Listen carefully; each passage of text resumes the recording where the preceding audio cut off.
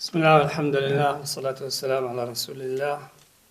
اللهم إني أعوذ بك أن أضل وأضل أو أزل وأزل أو أظلم أو أظلم أو أجهل أو يجهل علي. Assalamu alaikum wa rahmatullahi wa barakatuh. I'm really jealous from brother Uthman, who can speak to you in Urdu. I don't have, unfortunately, the linguistic skills to read Iqbal in Persian or Urdu or to speak into languages. This is a heavy homework that I need to work on in the future, inshallah, after I finish studying Turkish language, which I'm studying now. So I will talk to you in English. I want to give you some personal experience and personal perspective about my relation to Iqbal, his thought, poetry, and legacy.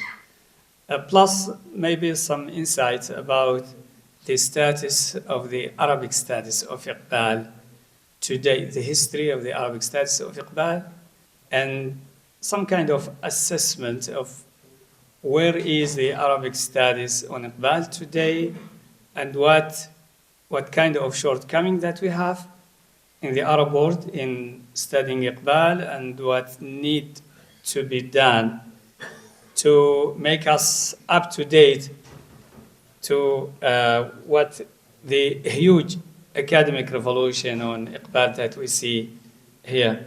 I want to start by express my deep gratitude to Iqbal Academy, Professor Abdul Rauf and his colleagues. May Allah bless you. I'm very happy. My friend Dr. Zubair and all brothers and sisters. It has been an extraordinary experience. This is my first time to visit Pakistan, the land of purity. And I always had this wish to visit this very, very important country in the Islamic world, one of the core states of the Islamic world, plus that it's a state that has been conceived and built from day one based on the ideals of Islam and the identity of Islam. Well, what happened is about 30 years ago, I discovered Iqbal by chance. I found the book of that Brother Uthman just mentioned, the book of Dr. Najib al-Kailani, who is medical doctor and a great novelist of the Arabic language. And he wrote a short book for the youth to give an introduction about Iqbal. It's called in Arabic, Iqbal al-Sha'ir al-Tha'ir, Iqbal the revolutionary poet. I read that book a long time ago. And then I found also the book of Allama Iqbal al-Nadwi that he wrote in Arabic, Rawai' Iqbal. Nadwi is one of the extraordinary experts of the Arabic language, and he was a member of Majma' al-Lugha al-Arabiyya fi Dimashq, the Academy of the Arabic Language. That's the academy supervising the development of Arabic language and approving any new words that should be introduced to Arabic language. And probably Sheikh al-Nadwi is the only scholar from outside the Arab country who was a member of that academy. Very few members, only few people are qualified to be members of that. From reading these two short books, short introductions to Iqbal, I start looking for anything available about Iqbal in Arabic, in French, in English, and start reading translation. Of course, I know translation doesn't give this sense of the original. The French have saying says, traduire c'est trahir. Translation is treason. Means you will never be able to give the full sense, the shade of the original, but just try. And that's where I start reading Iqbal's poetry translated into Arabic. And I was just fascinated with Iqbal. I'm myself a poet. I wrote a little bit poetry, not much. I have a collection of poetry, small book of poetry called Jirah al-Ruh, Wounds of the Soul, that has been published a few years ago. And I got really fascinated with Iqbal's poetry, the Islamic spirit of Iqbal, the extraordinary playful metaphors, how he can transform Islamic concept into artistic, aesthetic pictures and images. That was just fascinating.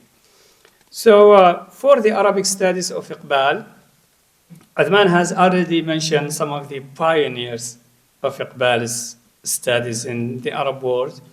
And by the way, the Egyptians are the pioneers of Iqbal's. And I'm glad that Uthman is continuing that Egyptian tradition on Iqbal. Egypt is one of the first country that Iqbal visited when he was going to the Palestine Congress in the 30s. And when he passed by Cairo, people have great gathering to honor Iqbal. And Dr. Abdul Wahab Azzam was asked as a scholar of Persian literature to introduce Iqbal in that meeting. And that's when the connection between Iqbal and Azzam started. So the first contact happened in Egypt, and at least three of the pioneers of Iqbaliyat in the Arab world were Egyptians. The names mentioned by Brother Uthman, Dr. Abdul Wahab Azzam, Dr. Hussein Mujib al-Masri, and Sheikh Sawi Sha'lan.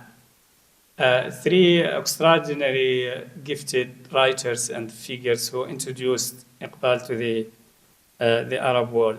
Of course, I don't need to mention much details, but I want to say quickly that Azzam translated Al-Asrar wal-Rumuz, Asrar al-Khudi. He translated Risalat al-Mashriq, Bayam Mashriq, and he has a short book on the life of Iqbal.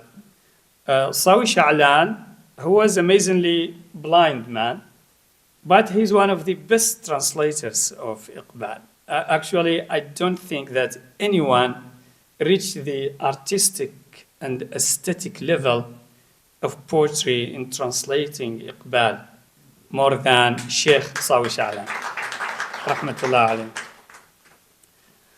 Sawi Sha'lan translated Bangdara, Hadiyat al-Hijaz, and he wrote two books, Iqbal wal-Quran, Iqbal and the Holy Quran, and Iqbal wal-Alam al-Arabi, Iqbal and the Arab world.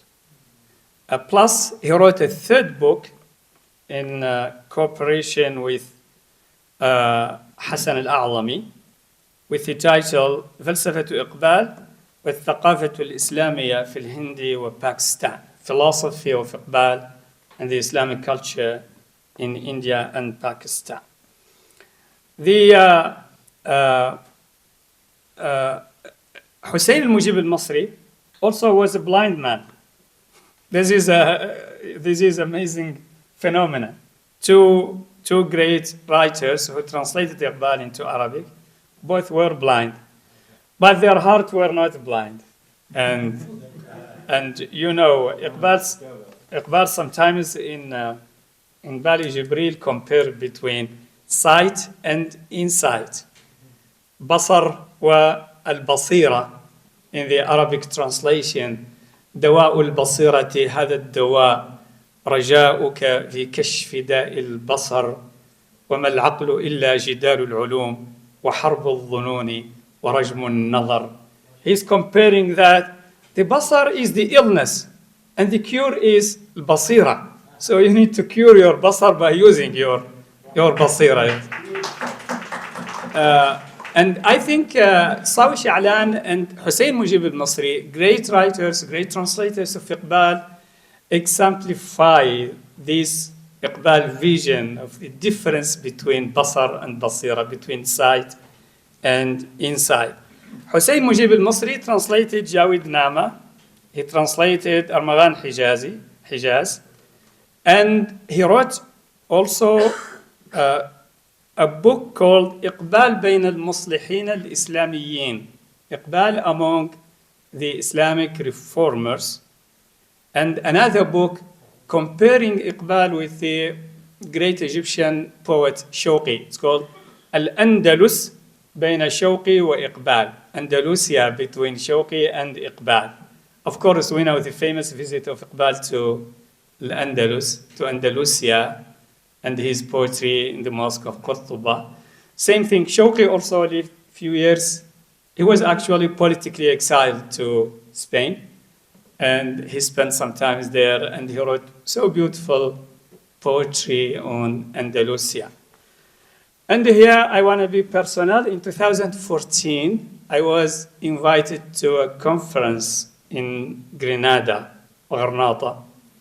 And I told people, the organizers, look, I have to go to Cordoba to read Iqbal's poem, the Mosque of Cordoba, inside that mosque. They said, how come? You will travel 3 hours just to read a poem and to come back? I said, yes, of course, it's worth. They said, no, we want to give you permission to do that. I was very upset when they said, no permission to go. I just sneak away without nobody knows. I took the bus and I ran to Cordoba. Why? Because I remember what motivated me that time.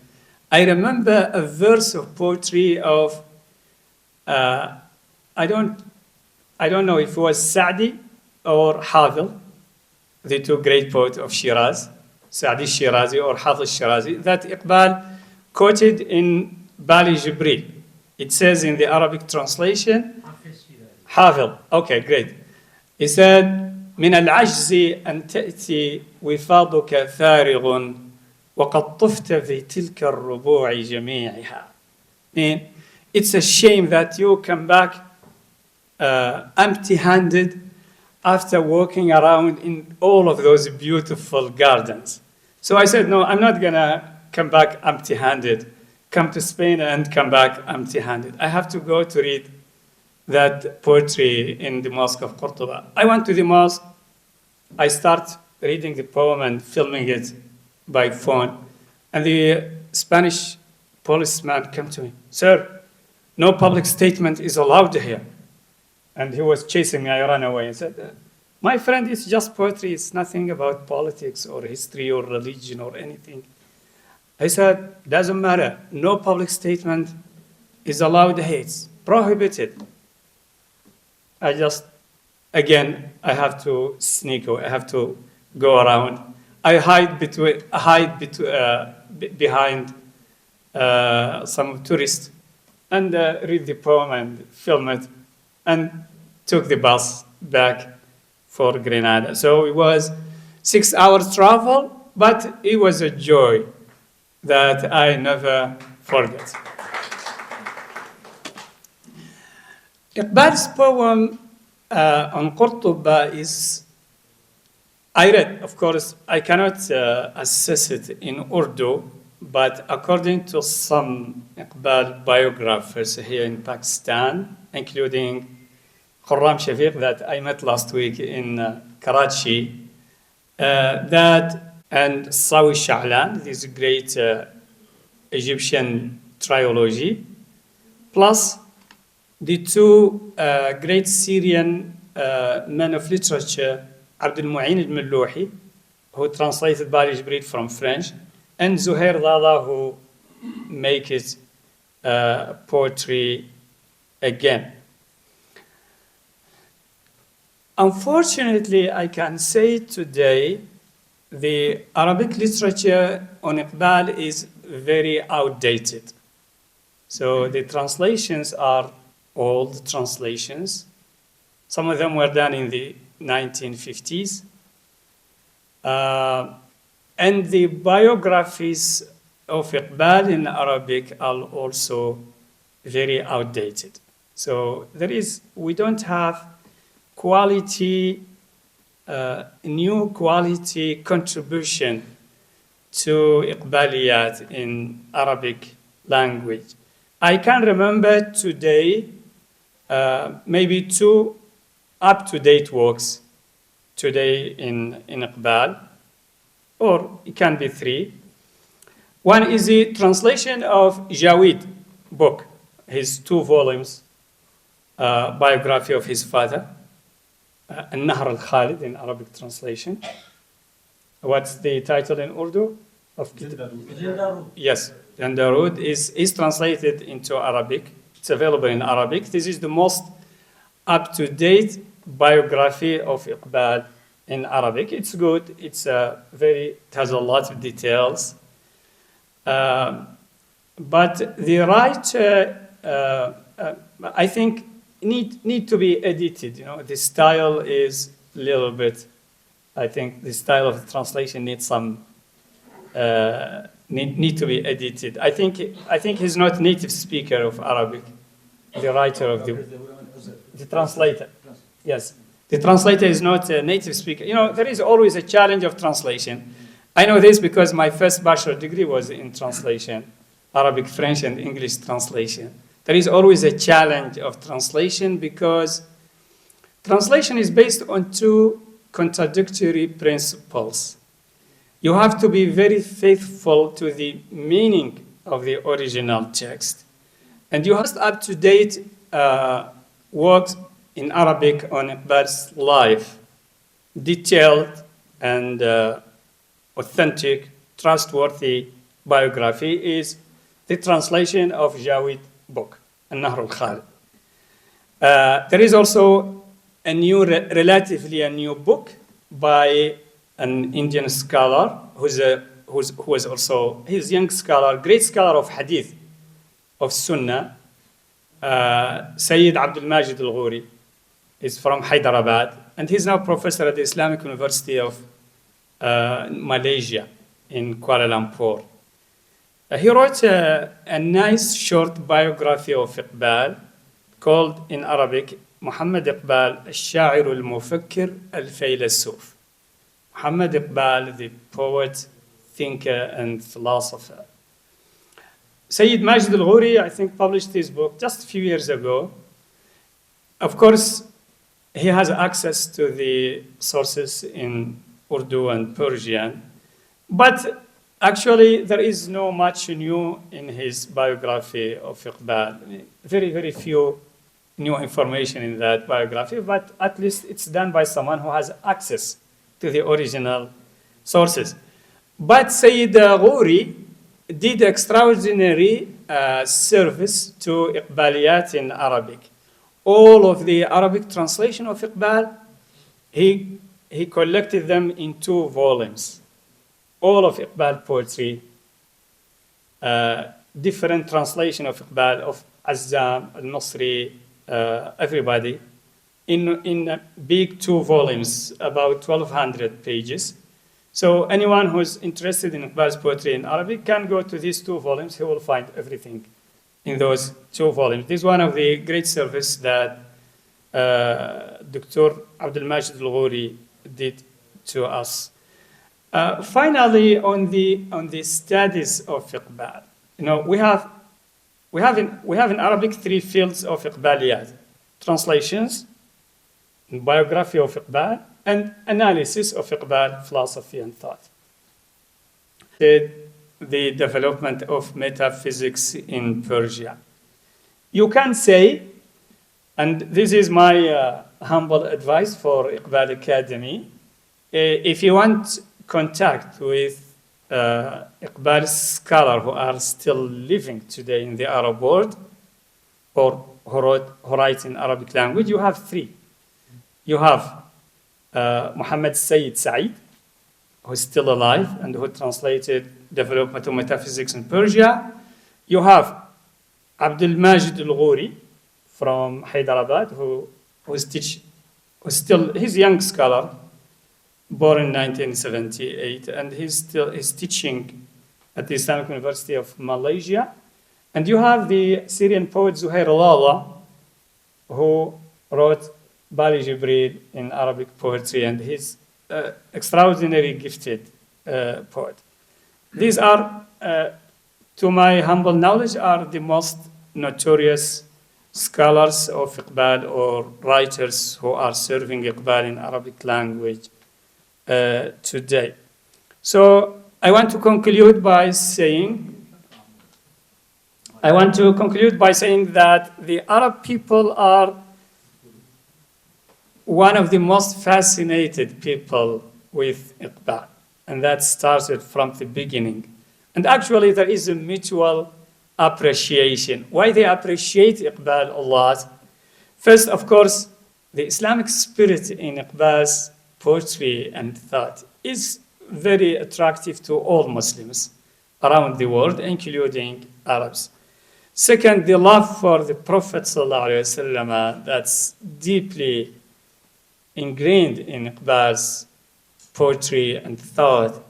It also moved the heart of all Muslims around the world, including Arabs, especially Arabs, because he used a lot of metaphor from Arabia and Hijaz in his poetry. And I can read for you, the rest of the day reading translation of Iqbal related to this, because I memorize hundreds of verses of Iqbal's poetry in Arabic language. But I just will give a few examples when he said, أنا أعجمي الحب. This is in the Arabic translation of Bali Jibril. أنا أعجمي الحب إلا أنني أطلقت في الحرم الشريف لسان كم ذوب إحرام على متضرع مزقته باللحن من ألحان. Yeah, and many others. This is Zuhair Lala translation. In Sawi Sha'lan translation of one of the Iqbal's work, ما زال قيس والغرام كعهده وربوع ليلى في ربيع جمالها وهضاب نجد في مراعيها المها وظباؤها الخفرات ملء جبالها والعشق فياض وأمة أحمد يتحفز التاريخ لاستقبالها. I don't have the English skills to translate that, but you know it in original, that's much better. And of course, all of us remember the two verses of poetry that Iqbal recited just a few minutes before he died. The two verses of poetry, and he's talking about the breeze of Hijaz. Yes, and in the Arabic translation of Sawi Sha'lan again, نغمات مضين لي هل تعود أنسيم من الحجاز يعود آذنت عيشتي بقرب رحيل هل لعلم الأسرار قلب جديد. To express the idea in the target language. Don't be too close to the source language. If you are too close to the source language, the translation will be too literal. You need more liberal translation. And, there is a famous, why Sheikh Nadwi wrote his book, Glory of Iqbal, first. A Syrian scholar and man of literature, Sheikh Ali Tantawi, wrote a letter to his friend Abu al-Hasan al-Nadwi, famous letter. He said, Sheikh Hassan, we have many translations of Iqbal into Arabic, but we are not able to taste these translations. There is something wrong with these translations. Can you please do us a favor? Write to us a new book on Iqbal and translate for us some of his poetry in a way that we can understand and we can taste. And Sheikh Nadawi wrote the book because of that. And he quoted the letter of Tantawi in his preface, the preface of his book. He said, I'm writing this book because of a letter I got from Sheikh Ali Tantawi. And he asked me to help the Arabic leader taste Iqbal poetry. And that's why he wrote his book, Glory of Iqbal. So I believe, and this is my second humble advice for Iqbal Academy, some of Iqbal's translation into Arabic need to be redone again. Need to be done again. Not because the translation of Azzam and Al-Misri were not good, but because the musical part of the translation is not the way Arabs air is used to taste.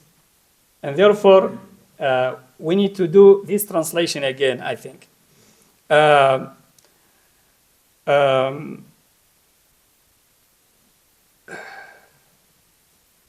As for the biographies, as I said, the great work of the Academy, I downloaded dozens of books from the website, that books published by the Academy, in English mainly, and a few in French also, because there are French translation of Iqbal, especially Bali Jibril and Darb al-Kalim. Both are translated into French, and there are a few studies in French, not much, but still important. So when I read Shafiq Iqbal's illustrated biography, or Iqbal for our time, Iqbal Life and Thought for Our Time, and I see very big difference between the literature of Iqbal, the work of the Academy, and what we have in the Arab world. We are much, we still live on a few decades ago. The revolution that the Academy is doing in Iqbal's studies has not had the impact in the Arab world. So I wish we can translate some of your work in Arabic. I wish there will be some cooperation with some institutions in the Arab world doing this. I will be very happy as a lover of Iqbal and also as a translator to work on you on that, inshallah. So may Allah bless you. Jazakumullahu khairan. Assalamu alaikum wa rahmatullahi wa barakatuh.